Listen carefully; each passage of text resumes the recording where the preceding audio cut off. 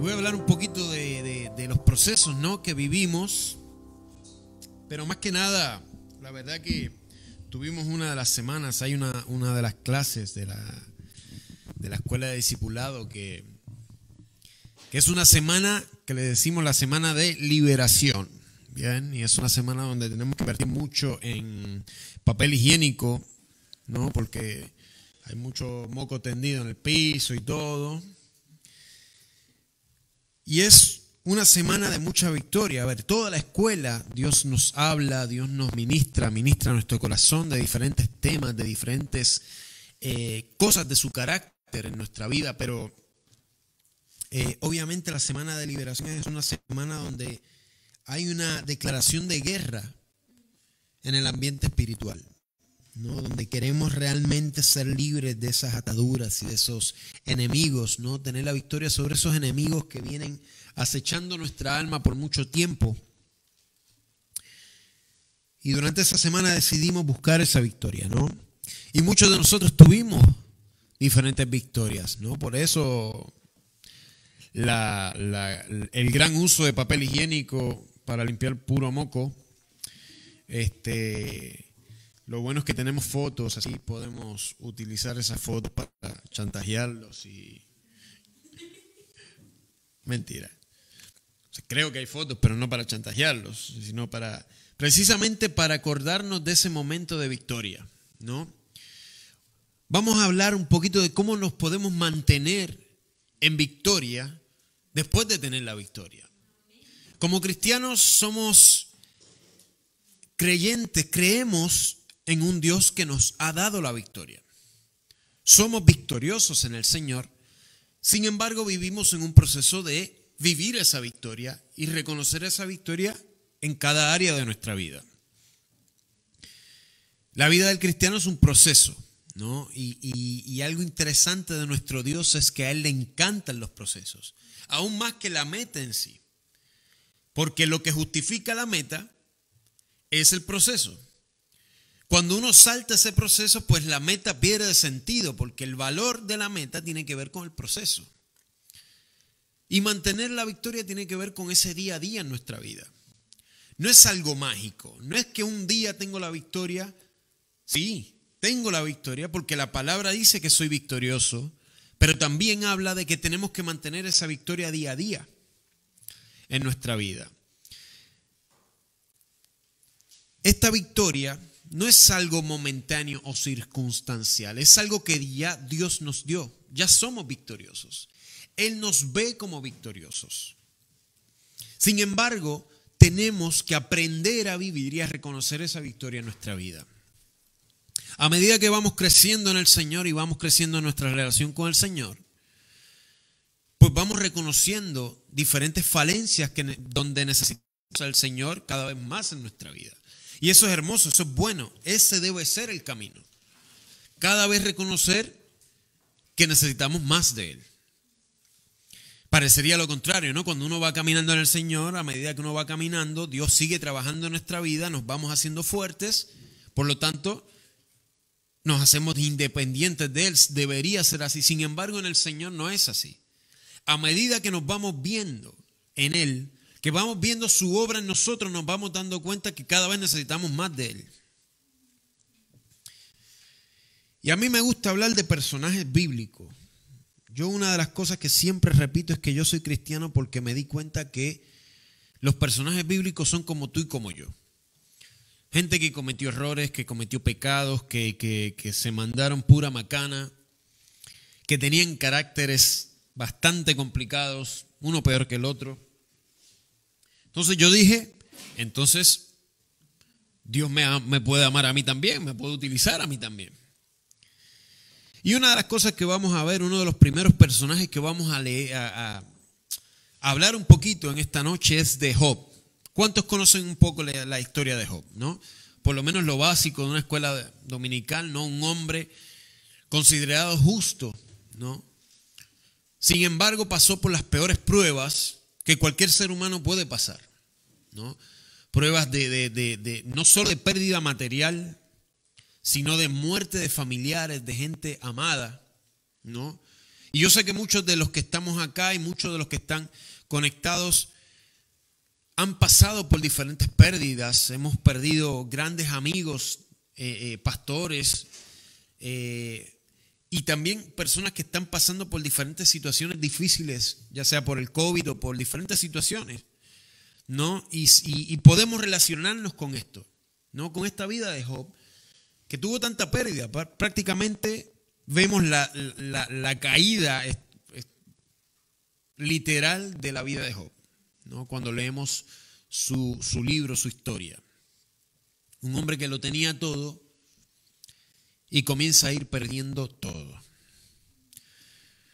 Hay un en el versículo, creo que en el capítulo 16, creo que es cuando él empieza a descargarse con Jehová, que le dice, no te das cuenta de que ya mi flaqueza es testigo de lo mal que estoy. O sea, ya aunque yo quiera aparentar que estoy bien, mi flaqueza no me deja mentir. Porque ya hasta mi cara habla de lo destruido que estoy, ¿no? Y no estamos hablando de que se levantó tarde o de que no comió, ¿viste? Cuando uno ayuna 2 días y las ojeras se te empiezan a marcar y uno ya empieza y parece un zombie caminando. No, acá veíamos un hombre que realmente estaba viviendo un tiempo difícil. De repente aparecen amigos, ¿no? Algunos que lo animan y otros que lo desaniman totalmente. Pero algo que yo veo en la vida de Job leyendo su libro es que había una parte clave en su vida que era la comunión con Dios. Esa comunión que lo llevaba a tener una relación bien profunda y de dependencia de Dios. Una relación donde cuando él estaba mal, realmente le decía a Dios, hey, estoy podrido, estoy cansado, mira lo que me has hecho, es injusto. Y le parecía el clásico berrinche, ¿no? De niño, pero justificado, porque lo que él le estaba diciendo era una verdad, era una realidad. Él no le estaba hablando desde una mentira, desde un sentimiento. Había una realidad que estaba alrededor de él. Y él se desahoga en ese capítulo 16, arranca, páquete, no, que tú, que no, mira, me sacaste y permitiste, y estoy flaco, y tengo hambre, y no tengo nada, y gente que mandas que son testigos de esta flaquez, y le empieza a decir de todo a Jehová. Y tú dices, wow, aunque es realidad, tiene que haber una confianza para él poder expresarse de esa forma. Y muchas veces nosotros no llegamos a tener ese tipo de comunión.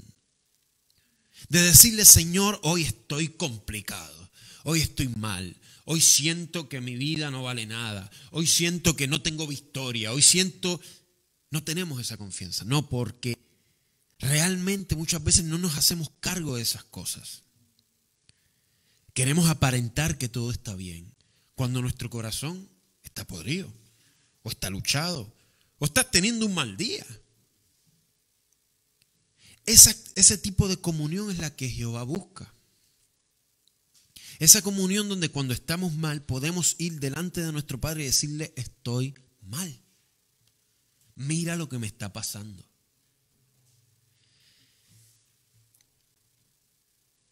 Lo interesante es la respuesta de Jehová. Porque está bien, el otro escopeteó y se desahogó. Pero después Jehová tuvo su oportunidad. Y alrededor, la respuesta de Jehová fue solo con preguntas. Solo con preguntas y es alrededor de 69 preguntas que le hace Jehová a Job para contestarle su reclamo.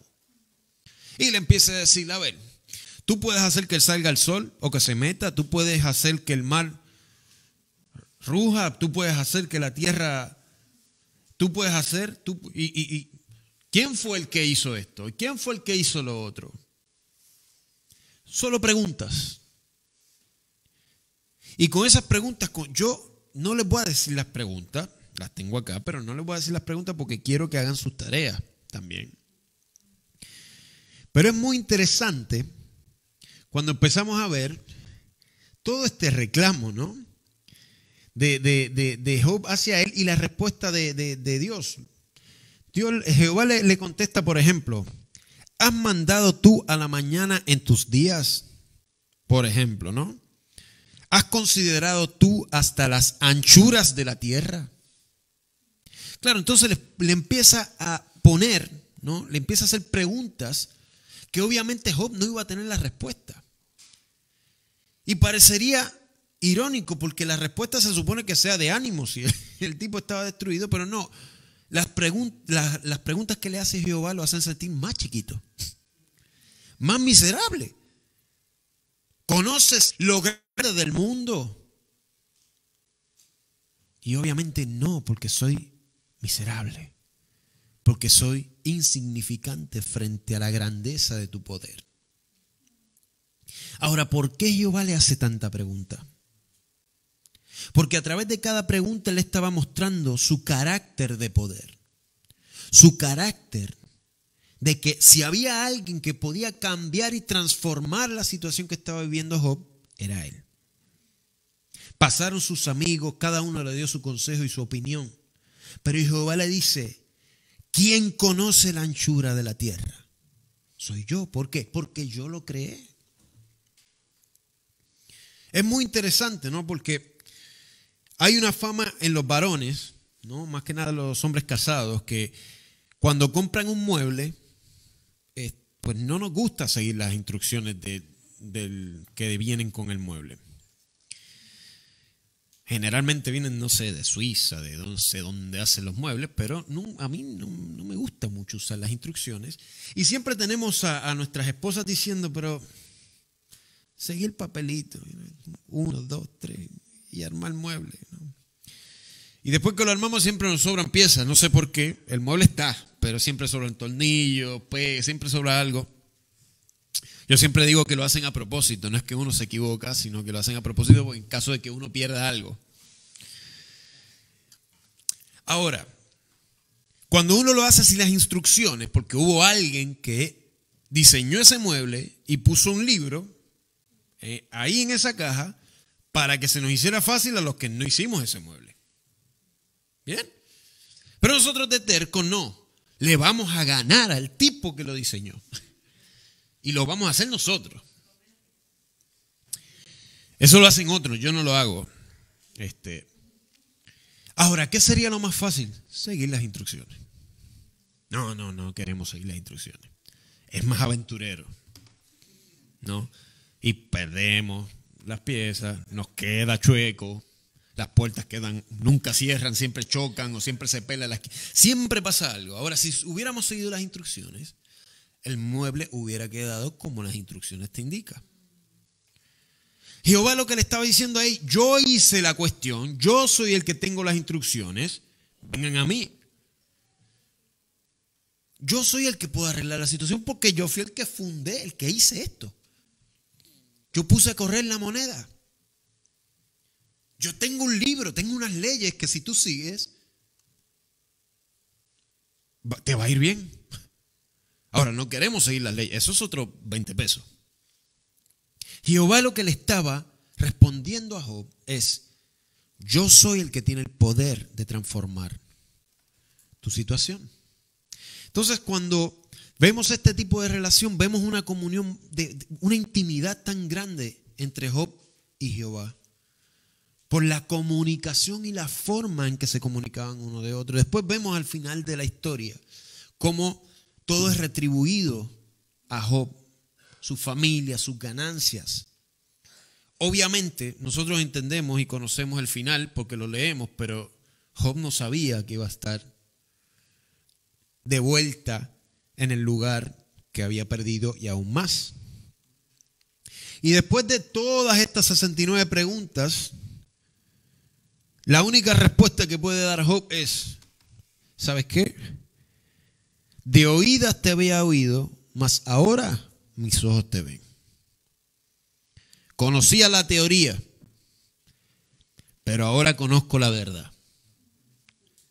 Conocía la teoría, tenía una relación contigo, sabía quién eres tú, pero ahora te conozco. ahora tengo una comunión más profunda contigo.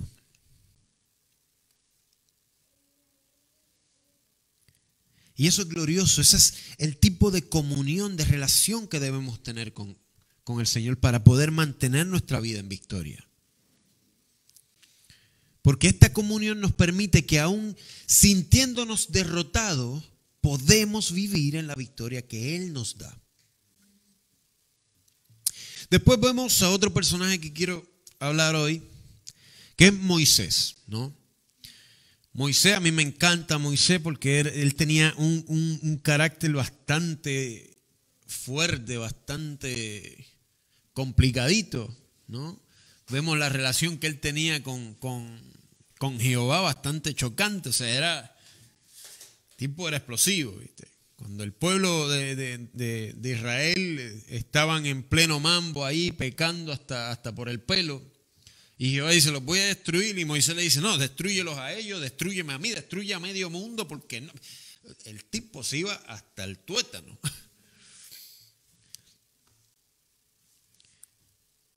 Y su relación era así con Jehová. Ahora, había una comunión y una intimidad entre Moisés y Jehová impresionante. Muy de padre e hijo, ahí. Pero hay una historia que muestra mucho el carácter de perseverancia que tenía Moisés. Y esa es la segunda palabra que te quiero dejar en esta noche. Perseverancia. Esa palabra es algo que falta mucho en esta época, porque queremos las cosas tan rápido que nos frustran y después, bueno, queremos otra cosa. Somos muy ambiguos. Cuando las cosas no salen como queremos, cambiamos. Entonces, nos cuesta mucho ser perseverantes, perseverar en algo, permanecer en algo. Y Moisés, aunque su carácter era fuerte, una de las cosas que yo veo en su vida es que era perseverante. Seguía. Iba y se enojaba y volvía y seguía y volvía y se equivocaba y pedía perdón y volvía y Dios le daba ley, no, malcriado, y no, que no me habla. Y se enojaba con el pueblo y volvía y le decía, Señor, mátalos a todos, mátame a mí. Y el Señor le decía, no, voy a tener misericordia. ¿Qué va a tener misericordia? Matarlos a todos. Una manga de pecadores. Pero había una perseverancia en constantemente ir a buscar a Jehová. Y iba y buscaba a Jehová. Y tenía ese lugar de intimidad ahí en la carpa donde iba y estaba metido con el Señor. Ahora, en un momento el pueblo de Israel va a la guerra con Amalec en el capítulo 17 del libro de Éxodo. Ahora, en un momento de la guerra se dan cuenta que para mantener la victoria, Moisés tenía que mantener los brazos en alto, ¿no? Y cuando estaba leyendo esto, me acordaba cuando yo llegué acá a Argentina y empecé a trabajar en el Ministerio de Arte. Aunque no lo crean, yo comencé como bailarín. Y el entrenamiento, que todavía lo sigue dando mi esposa, pues en aquel momento lo daba mi esposa. Y había un ejercicio que siempre hacíamos competencia, ¿no?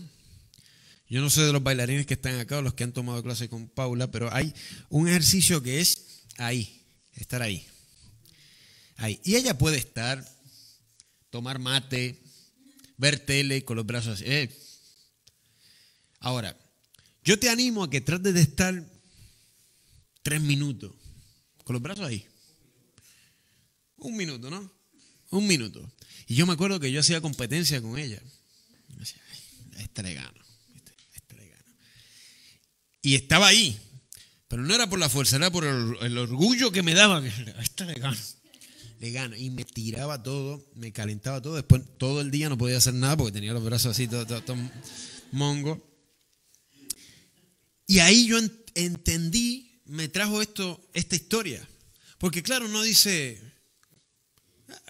claro, la victoria, estoy todo el día con los brazos arriba. Trata de estar 1 minuto con los brazos arriba. Entonces, obviamente, cuando se cansaba que bajaba los brazos, el pueblo de Israel comenzaba a perder. Cuando él levantaba los brazos, comenzaba a ganar. Entonces, la victoria estaba en esos brazos abiertos, en esos brazos al aire, apuntando a Jehová. Pero naturalmente nos cansamos. Somos seres humanos. Nos cansamos. Físicamente, emocionalmente, mentalmente. Hay momentos de cansancio, de agotamiento. Pero en el momento donde Moisés estaba cansado, hubo algo que le mantuvo los brazos arriba, que fueron su hermano, Aarón y Hur, ¿no?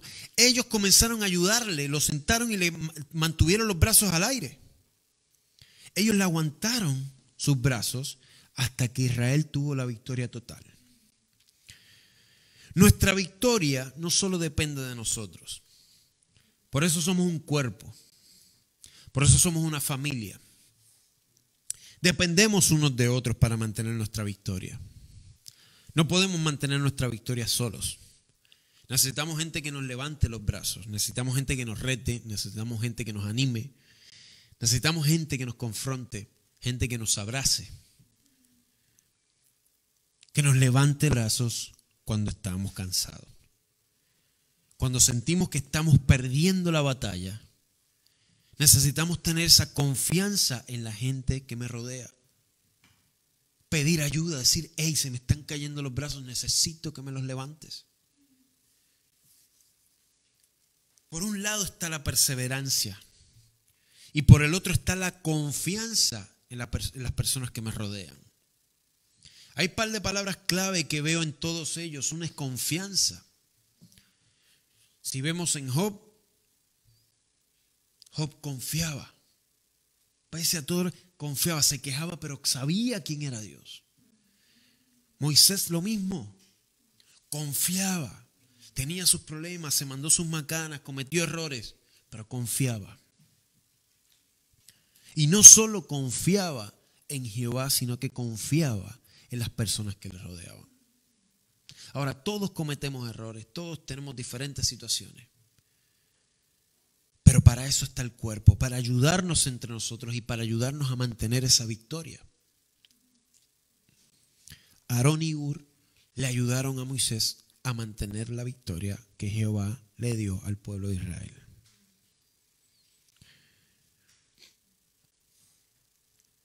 Otro personaje que quiero tocar así rapidito en esta noche, también me encanta, es David.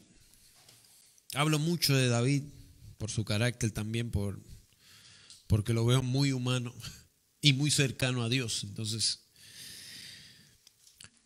si hay algo que quiero resaltar en esta noche para mantener nuestra victoria, tiene que ver con la preparación.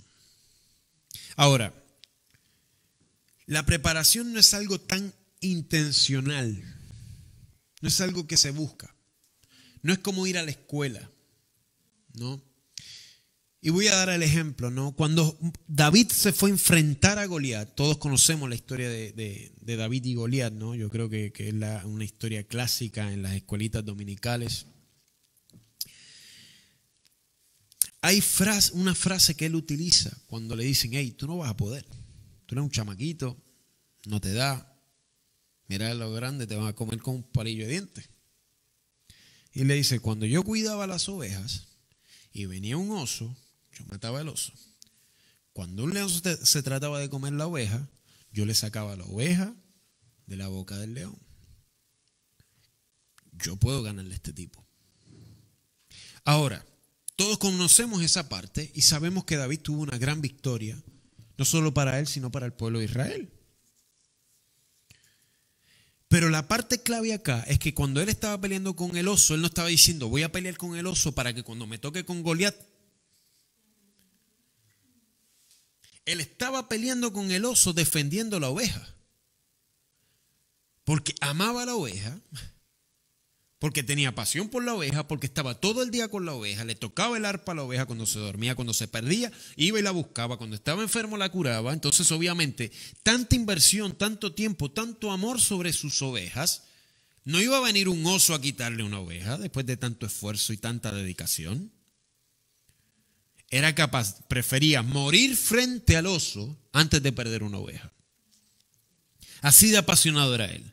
Pero en ese momento, cuando él peleó con el oso y cuando él peleó con el león, no estaba pensando, va a haber un momento donde va a haber una guerra y va a venir un gigante que se llama Goliat y esto me va a preparar para aquello.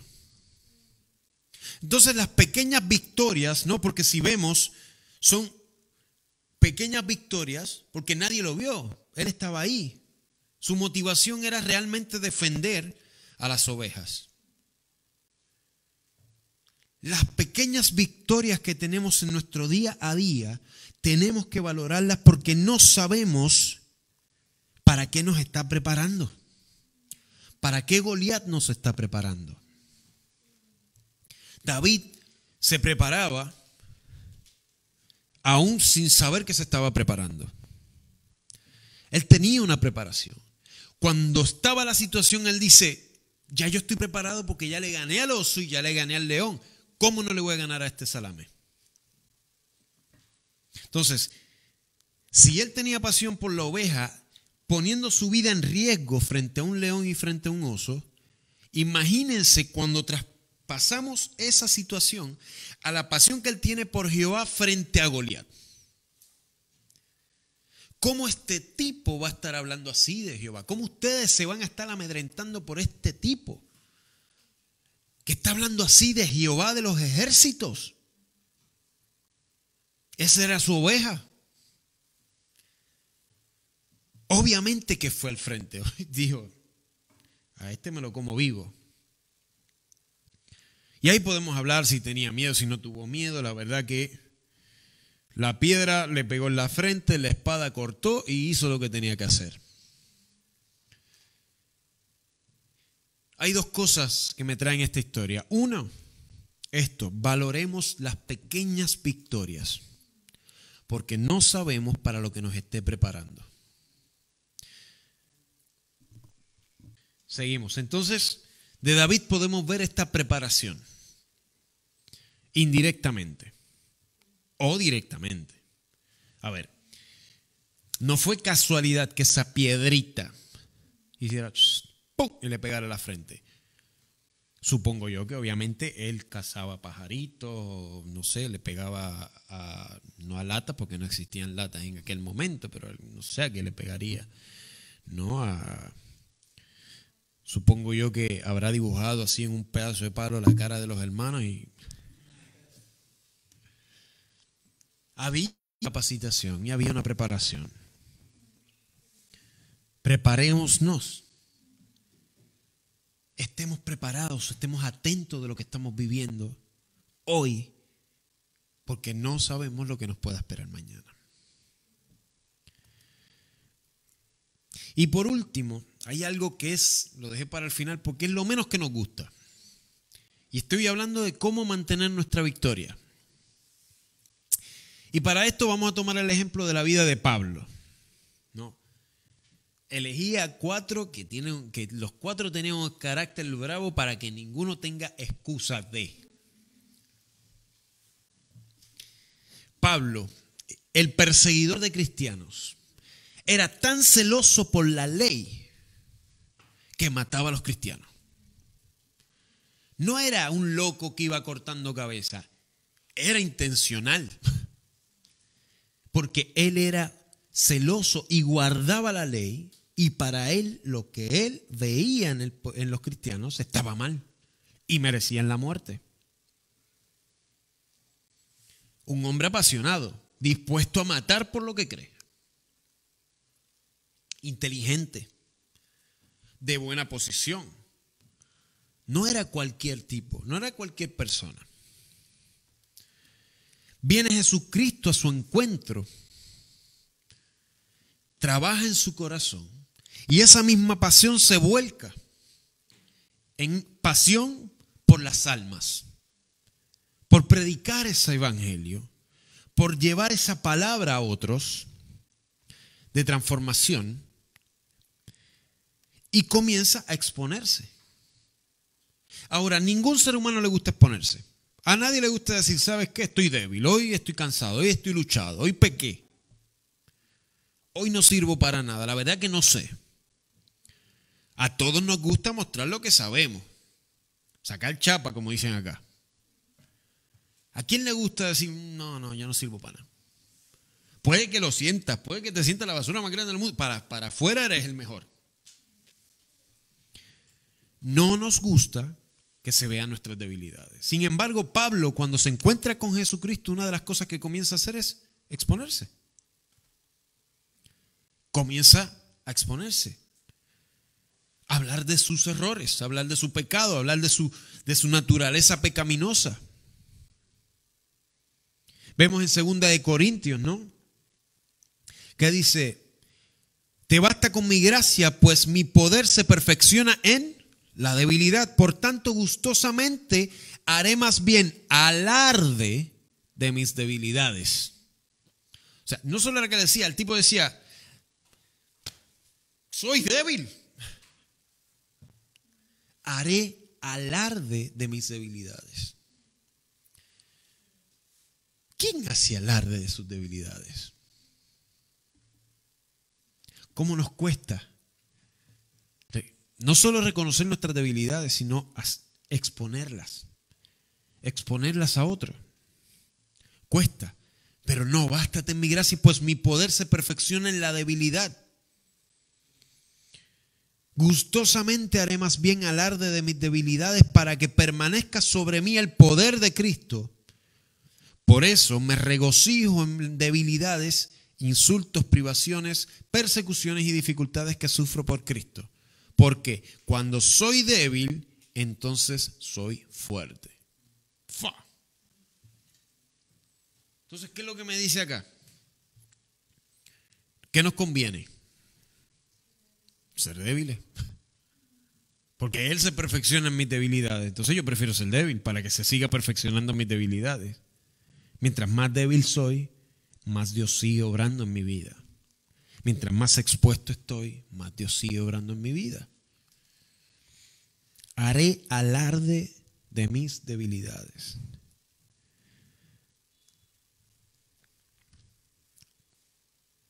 Ser humildes y reconocer nuestras debilidades. Pablo decía ahí en Romanos 7, ¿no? A ver, acá lo tengo. Un segundito. Porque lo que hago no lo entiendo, pues no hago lo que quiero. Ahí en el 7:15. No hago lo que quiero, que aborrezco. Si no lo que aborrezco, eso hago. Y si lo que no quiero, esto hago, apruebo que la ley es buena. De manera que ya no soy yo quien hace aquello, sino el pecado que mora en mí. Y yo sé que en mí, esto es, en mi carne, no mora el bien. Porque el querer el bien está en mí, pero no el hacerlo. Esto es una exposición total del corazón de Pablo. Está diciendo, yo quiero hacer lo bueno, pues no me sale. Por esta cosa que tengo que se llama carne. Y no me la puedo despegar, porque está. Hasta que no estemos morando con Cristo, tengo que bancarme esta carne que es la que me lleva. Pero no soy yo. Es esta naturaleza pecaminosa. Entonces, él vivía esa victoria, pero reconocía sus debilidades. Esta es la carne que vive en mí. Pero Cristo ha hecho la obra. Hay una victoria sobre mi vida. Y eso es lo que nos cuesta muchas veces porque somos orgullosos. Porque cuando cometemos errores, nuestro orgullo se apodera de nosotros y no nos hace reconocer que no somos nosotros, sino es Cristo en nosotros el que nos da la victoria. Es el poder de esa cruz la que nos da la victoria. Es esa sangre derramada la que nos da la victoria. No soy yo. Esta victoria no la podemos mantener nosotros si no está Cristo en nosotros.